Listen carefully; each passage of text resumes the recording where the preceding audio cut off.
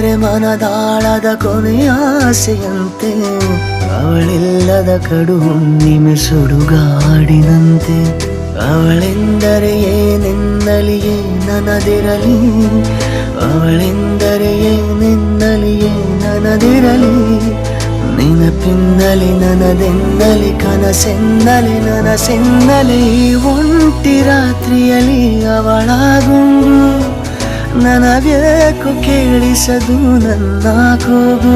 ನನ್ನ ಬೆನ್ನಲ್ಲಿನ ಕಣ್ಣೆಲ್ಲ ಅವಳ ಕಡೆ, ಉಸಿರು ಕಟ್ಟುವುದು ನಿಂತಲ್ಲೇ ನಿಂತ ಕಡೆ.